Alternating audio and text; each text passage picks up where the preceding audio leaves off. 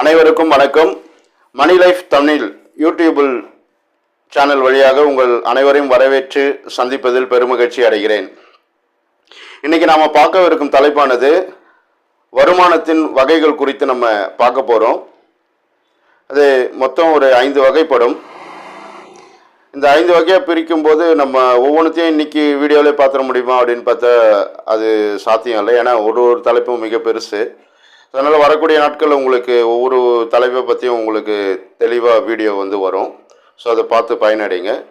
இப்போ நம்ம பார்க்க இருக்க சம்பளம்ன்றது முதல் தலைப்பு. சம்பளம் எப்படி நம்மனா, ஒருத்தர் குறைஞ்சது ஒரு 8 மணி நேரம் ஒரு நிறுவனத்தில் போய் வேலை செஞ்சு அதன் மூலயமா கிடைக்கக்கூடிய ஆதாயத்துக்கு பேர் தான் சம்பளம் அப்படின்னு சொல்ல வரும். ரெண்டாவது தொழில் அல்லது வணிகம் செய்து அதன் மூலயமா ஈட்டக்கூடிய லாபம் அல்லது நட்டம், இதை ஒரு வருவாய் அப்படின்னு சொல்கிறோம். அதிலே பார்த்தீங்கன்னா ப்ரொஃபஷ்னல் அப்படின்னு ஒரு கேட்டகரி இருக்குது. அவங்க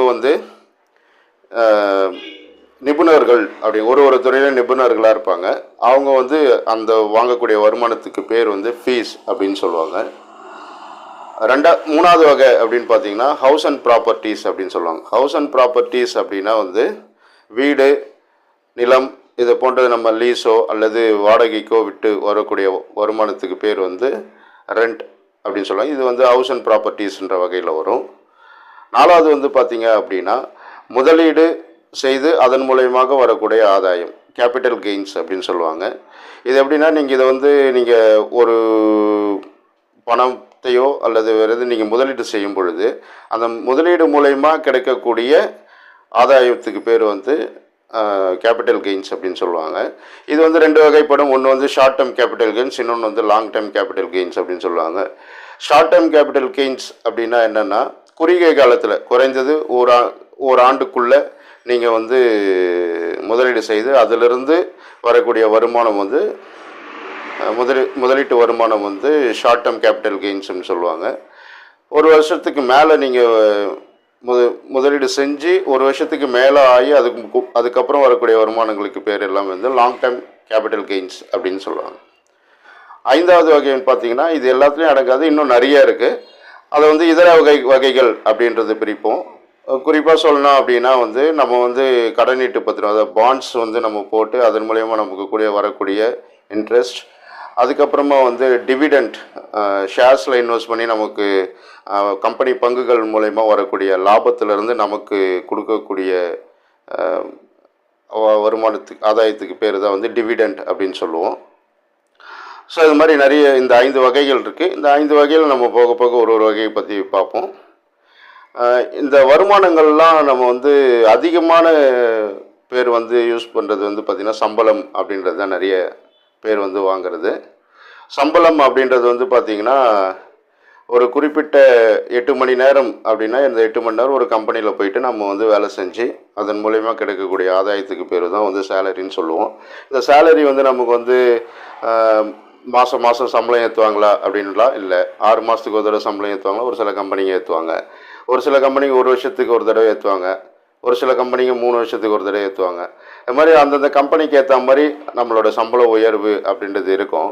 ஆனால் இந்த சம்பள உயர்வு நமக்கு பயனுள்ளதாக தேவைக்கு கரெக்டாக இருக்குமா அப்படின்னு பார்த்தா அது என்றைக்குமே இருக்காது. ஏன்னா அது இன்க்ரீஸ் ஆகின்னு போயின்னே தான் இருக்கும். காரணம் என்ன அப்படின்னா, இன்ஃப்ளேஷன் அப்படின்ற ஒன்று இருக்குது. அதாவது பணவீக்கம் சொல்லுவாங்க. அது எளிய முறையில் புரிஞ்சுக்கணும் அப்படின்னா விலைவாசி ஏற்றம். இந்த விலைவாசி ஏற்றம் அதுக்கு ஏற்ற மாதிரி நம்மளோட வருமானம் இருக்கணும். இந்த விலைவாசிக்கு ஏற்ற மாதிரி வருமானம் இல்லை அப்படின்னா நம்ம கடன் வாங்க தான் நேரிடும். இப்போ உதாரணத்துக்கு ஒருத்தர் மாதத்துக்கு 20,000 ரூபாய் வாங்குறேன்னா ஒரு வருஷத்துக்கு 2,40,000 ரூபாய் வருது. நம்ம நாட்டோட இன்ஃப்ளேஷன் பார்த்தீங்க அப்படின்னா ஒரு 5-6% நம்ம சராசரியாக வச்சுப்போமே.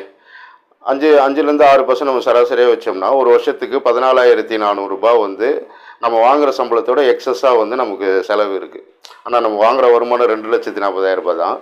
அதோட கூடுதலாக உங்களுக்கு 14,400 ரூபாய் ஒரு வருஷத்துக்கு இன்க்ரீஸ் ஆகுது. இதை 3 வருஷத்துக்கு ஒருத்தருக்கு சம்பளமே ஏறலை அப்படின்னு நம்ம பார்த்தோம் அப்படின்னா 43,200 ரூபாய் அவர் எக்ஸ்ட்ரா ஆகுது. இந்த 43,200 ரூபாய் அவர் கடன் வாங்கி தான் செலவு பண்ணியிருக்கணும். வர வழி இருக்காது. ஏன்னா அவரோட வருமானங்களில் அது வரல. சரிங்களா? அப்புறம் நம்ம வந்து இந்த இன்ஃப்ளேஷனை பீட் பண்ணோம், நம்ம வந்து முதலீடுலாம் செய்யணும், இதெல்லாம் பண்ணணும் அப்படின்னா நகரங்கள் அப்படின்னு இருந்ததுன்னா அங்கே வந்து கம்பல்சரி ஒரு ஹஸ்பண்ட் அண்ட் ஒய்ஃப் வேலை செய்கிறது வந்து ரொம்ப இம்பார்ட்டண்ட். ஏன்னா அவங்க வீட்டு வாடகை இதெல்லாம் நிறைய இருக்கும். அதனால் அவங்க மெயின்டைன் பண்ணுறது அப்படின்றது வந்து அதனால் ஹஸ்பண்ட் அண்ட் ஒய்ஃப் வந்து வேலைக்கு போனாங்க அப்படின்னா அந்த குடும்பத்துக்கு யூஸ்ஃபுல்லாக இருக்கும். நீங்கள் சேவிங்ஸ் பண்ணுறதுக்கு எல்லாத்துக்குமே யூஸ்ஃபுல்லாக இருக்கும். அப்புறம் நமக்கு நிறைய ஸ்கில்ஸ் இருக்குது. ஒவ்வொருத்தருக்கும் வந்து குறைஞ்சபட்சம் 3லேருந்து 5 வகையான ஸ்கில் இருக்குது. இப்போ ஒருத்தருக்கு ஒரு தொழில் தெரிஞ்சிருக்கும், ஒருத்தருக்கு இன்னொரு தொழிலில் நிறைய வகைகளை வந்து அவர் தெரிஞ்சு வச்சுருப்பார். அதில் வந்து பார்த்திங்கன்னா இப்போ நம்ம வந்து ஒரு துறையில் மட்டும்தான் வேலை செய்வோம், மற்ற துறைகள் எல்லாத்தையும் வந்து அப்படியே நமக்குள்ளேயே அப்படியே வச்சுருப்போம். ஸோ குறைஞ்சபட்சம் ஒரு 3லேருந்து 4 வகையான வருமானம் நமக்கு வந்தால் மட்டும்தான் நம்ம வந்து இதை வந்து முதலீடு செய்கிறதுக்கோ மற்றதுக்கோ நம்மளால் செய்ய முடியும். முன்னாடி ஒரு பழமொழி ஒன்று சொல்லுவாங்க, தெரிஞ்ச தொழிலை விட்டவனும் கேட்டான், தெரியாத தொழிலை தொட்டவனும் கேட்டான் அப்படின்னு சொல்லிட்டு ஒரு பழமொழி இருக்குது. ஸோ அதனால் நமக்கு தெரிஞ்ச விஷயங்களை நம்ம செஞ்சிடணும். தெரியாத விஷயம் பிஸ்னஸ்லேயோ தெரியாத தொழில்லையோ நம்ம வந்து போயிட்டு இருக்கக்கூடாது அப்படின்றத இந்த பழமொழி சொல்லுது. ஸோ அதனால் இந்த பழமொழி ரொம்ப ரொம்ப எனக்கு பிடிச்ச பழமொழி. நான் நிறைய பேர்கிட்ட அட்வைஸ் பண்ணுறதும் இந்த பழமொழி தான். உங்களுக்கு என்ன தெரியுமோ, உங்களுக்கு எத்தனை வகையான திறமைகள் இருக்கோ அத்தனை வகையான திறமைகளையும் பயன்படுத்தி எப்படி வந்து வருமானம் ஈட்டுவது அப்படின்னு நீங்கள் யோசித்து பண்ணிங்கனாலே நீங்கள் வந்து நிறைய வருமானம் உங்களுக்கு வரும். மற்றபடி மேலே சொன்ன அத்தனை வகைகளுக்கும் நம்ம வந்து தனித்தனியாக வீடியோ போடுவோம். இது வந்து ஜஸ்ட் வந்து உங்களுக்கு ஒரு அறிமுகம் தான், இந்த வருவாய் குறித்த அறிமுகம் தான் வந்து உங்களுக்கு சொல்கிறோம்.